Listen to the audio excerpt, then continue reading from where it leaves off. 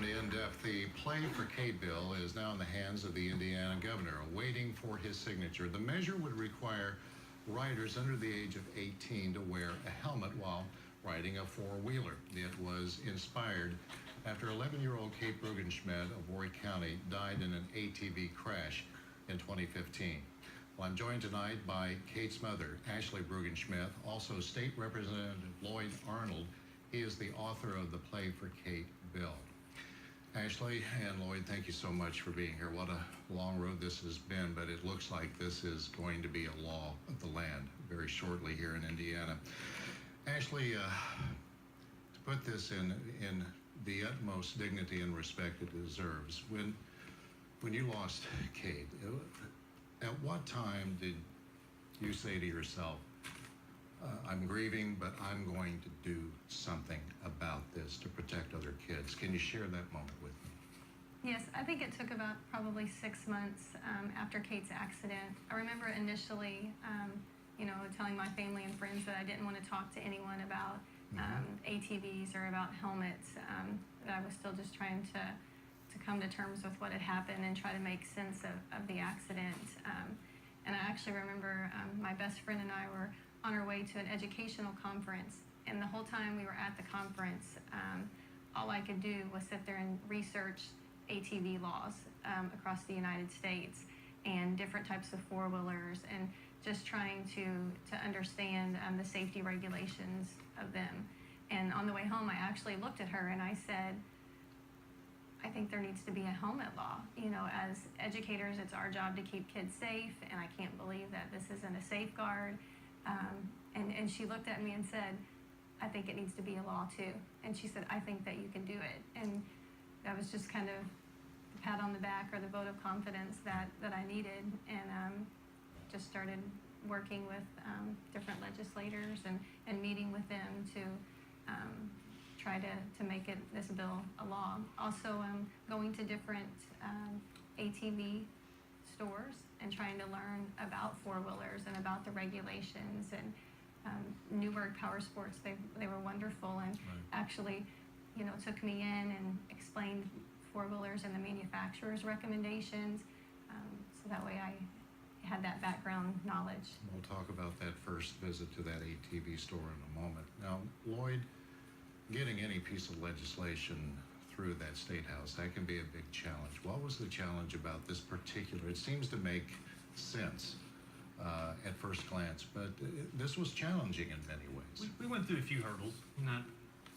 in the very beginning, we really didn't know, because we thought it would get assigned to a different committee than what it got assigned to. And then the chairman of the Transportation Committee was very positive to hear the bill.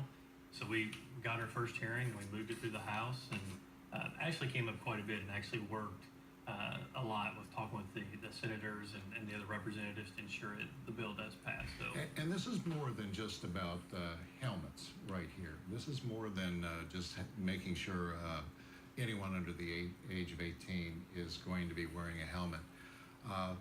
This is about just getting this out in the conversation. People talking, parents talking to their kids. Absolutely, it's just about increasing awareness. I don't think that parents understand the dangers of ATVs. They think they're a toy, or these four wheels give them a false sense of security, or that they're a babysitter, and they're not. They're not a toy. They're a motorized vehicle, and they're killing our kids. So we need to increase awareness and educate them on the same. They're a lot of fun. I'm not saying that ATVs are bad. I think they're a lot of fun, but we just need to make sure that our kids are safe on them and our parents understand how dangerous they can be. And Lloyd, you've been around ATVs for a long time. This is not a question of striking fear in people's heart, but respecting what these four-wheelers can do, especially when a child is involved. And that it seems to be more prevalent, obviously, in rural areas because kids have more places to ride and what have you. But you were telling me that many of these, if you walked into a dealer and said, I want to get this for my 12-year-old kid, what would happen? Well, actually, if it was too large, they wouldn't be able to purchase it. If they came inside, so for instance, if I walked into the dealership and I wanted to buy a 300cc utility four-wheeler for my 10-year-old son, and the dealer knew I was going to sell it to him, he wouldn't be able to make that sale to me. So there's guidelines already in place to ensure that doesn't happen. The problem is people aren't educated enough and understand that, hey, when it says that you can only have one passenger or no passengers at all, or you need to be 16 years of age to honor those rules.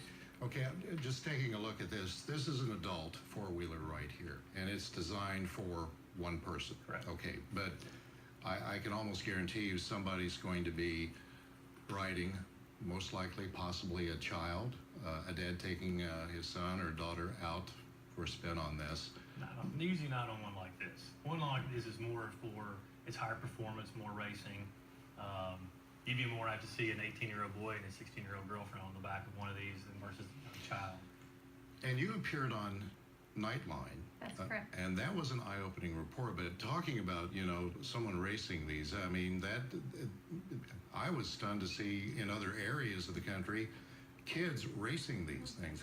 What was your first reaction about that? I was surprised, and just to see some of the accidents and the injuries that come from the ATV accidents. And the helmet.